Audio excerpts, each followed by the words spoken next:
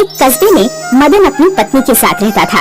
मदन का दूसरा विवाह निमिता के साथ हुआ था। मदन के दो बेटे थे, सिब्बू और वीरू। लेकिन निमिता अपने बेटे सिब्बू को ही प्यार करती थी। वीरू पढ़ाई के साथ साथ खेती में पिता का हाथ बटाता था। सिब्बू आराम से बैठकर दूध पी रहा था और वीरू पढ़ाई कर रहा था। तभी वहाँ निमिता आई। अब शाम हो गई है, अब तो खेत पर चल जा, या हमेशा ये किताब ही पढ़ता रहेगा। माँ, पढ़ना भी जरूरी है। ये किताब खाने को ना देंगी। माँ, सिब्बू को तो कोई काम नहीं है, इसको खेत पर भेज दो। तुझे हमेशा सिब्बू से ही जलन क्यों रहती है? चुपचाप चला जा, सिब्बू खेत में जाएगा तो काला पड़ जाएगा। ठीक है, मैं जा रहा हूँ। क्या मैं बाइक ले जाऊँ? नहीं, पैदल ही जा। कोई विदेश थोड़ी जा रहा है जो बाइक से ही जाएगा। वीरू कुछ नहीं बोला, किताबें बंद की और खेत पर चला गया। एक दिन सुबह सुबह वीरू को घर का सामान लेने के लिए शहर जाना था। पापा, मुझे बाइक चाहिए। पैदल इतना सारा सामान कैसे लेकर आऊँगा? मैं तो अब इस घर में कुछ नहीं हूँ, तू अपनी माँ से पूछ ले। हाँ, मुझे ही बुरा बनाओ। माँ, दे दो ना बाइक मुझे। निमिता कुछ बोल पाती, लेकिन उससे पहले ही सिब्बू बोल पड़ा। माँ, मेरी बाइक किसी को मत देना, ये तो साइकिल लेकर भी जा सकता है। मुझे बाइक से मैदान में खेलने जाना है। मैदान तो गांव में ही है, तू तो ऐसे भी जा सकता है, लेकिन मैं इतना सारा सामान कैसे लेकर आऊँगा? तू हर समय मेरे बेटे को देखकर चिढ़ा मत कर। जा, कैसे भी जा, बाइक नहीं मिलेगी। वीरू को बाइक नहीं मिली और आज भी उसे साइकिल से ही घर का सामान लेने शहर जाना पड़ा। सिब्बू माँ के लाड प्यार के कारण बहुत बिगड़ गया था, इसलिए वह घर में और खेत में कोई काम नहीं करता था और वह स्कूल भी नहीं जाता था, जबकि वीरू कॉलेज में पढ़ने जाता था। वीरू को आज कॉलेज के लिए देर हो रही थी। अब घर में बाइक मांगूंगा तो कोई नहीं देगा। कॉलेज यहाँ से 25 किलोमीटर दूर है, अब मुझे साइकिल से ही जाना होगा। छुट्टी कर लेता हूँ, लेकिन कॉलेज जाना भी आज बहुत जरूरी है। वीरू ने साइकिल बहुत तेज चलाना शुरू कर दिया, लेकिन कॉलेज पहुंचने से पहले ही उसकी साइकिल का टायर पंक्चर हो गया। ओह, इस साइकिल को भी अभी पंचर होना था। चलो, साइकिल को पैदल ही लेकर चलता हूँ, आते में कोई इंतजाम कर लूंगा। वीरू साइकिल को पैदल लेकर जाने लगा और कुछ देर में वह कॉलेज भी पहुंच गया, लेकिन वो बहुत लेट हो गया था और धूप बहुत तेज थी। कुछ लड़के बाहर ही खड़े थे। यार, इन गरीब लोगों को कॉलेज में एडमिशन कौन देता है? ना जाने क्यों ही बुलाते हैं ऐसे लोगों को यहाँ पर।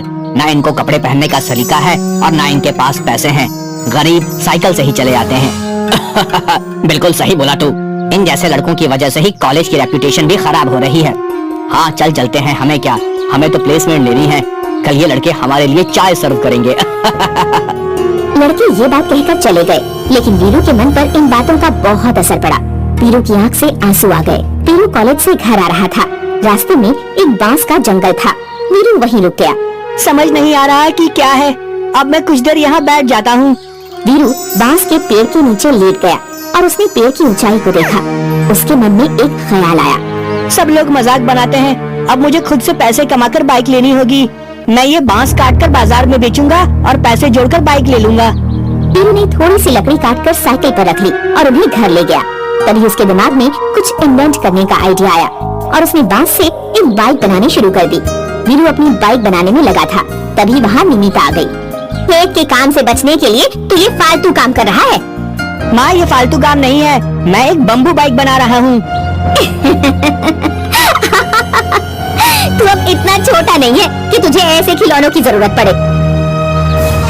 माँ, मन बहलाने दो बेचारे को। इसके नसीब में तो बाइक है नहीं, तो कम से कम उसका ख्वाब ही सही। हाँ सिब्बू, तो बिल्कुल सही कह रहा है। वीरू ने सभी बातों से ध्यान हटाकर 2 दिन बाइक बनाने में लगा दिए। बांस की लकड़ी अब बाइक का रूप लेने लगी थी। यह देखकर सिब्बू की चिंता बढ़ने लगी। अगर इसने बाइक बना दी तो मेरी इज्जत कम हो जाएगी, इसलिए मुझे अब कुछ न कुछ तो करना होगा। सिब्बू ने बाइक को नष्ट कर दिया। यह देखकर वीरू को बहुत दुख हुआ, लेकिन उसने हिम्मत नहीं हारी और वह जंगल में जाकर ही बाइक बनाने लगा, जिसमें वह कामयाब भी हो गया। कॉलेज में प्लेसमेंट का दिन था। वीरू सुबह सुबह तैयार हो गया। बेटा, जो भी पूछे तू अच्छे से बताना और नौकरी ले लेना, तेरी मेहनत कामयाब होगी। जी पापा जी। आज साइकिल रहने दे, बाइक ले जा। लेट हो गया तो नौकरी ना मिलेगी। नहीं, मैं पैदल जाऊंगा। वीरू वहाँ से पैदल चल दिया और जंगल में उसकी बाइक खड़ी थी, जो दिखने में बहुत ही सुंदर थी। वीरू अपनी बाइक पर बैठा, उसे स्टार्ट किया और कॉलेज पहुँच गया। सभी लोग बम्बू बाइक देखकर हैरान हो गए। वाह, ये क्या है? ये कितनी मस्त और यूनिक बाइक है। यार, इसने कहीं से चुराई होगी। इन गरीब लोगों के बस का ये सब नहीं होता। और वीरू ने समझा होगा कि अगर ये ऐसी बाइक के साथ कॉलेज जाएगा तो इसका प्लेसमेंट हो जाएगा। अच्छा सोचा, लेकिन ये जानता नहीं कि स्पोर्ट्स बाइक के जमाने में ये सब नहीं चलता है।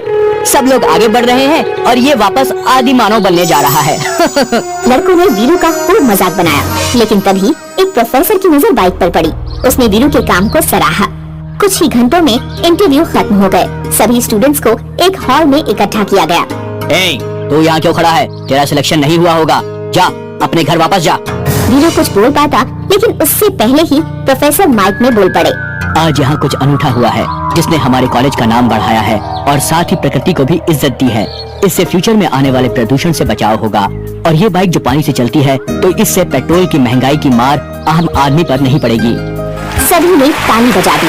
और हमारे कॉलेज के नाम को ऊंचा करने वाले स्टूडेंट का नाम है वीरू, जिसे एक कंपनी ने बहुत अच्छे पैकेज पर अपनी कंपनी में बम्बू बाइक बनाने के लिए नियुक्त किया है। सभी लोगों ने वीरू के लिए तालियां बजाई। वीरू को पुरस्कार मिला। वो बम्बू बाइक से घर आया और सारी बात बताई। यह सुनकर पिता मदन को बहुत खुशी हुई। माँ और भाई को पछतावा हुआ। आसपास के गांव में वीरू के ही चर्चे होने लगे। सभी लोग बम्बू बाइक देखने आने लगे।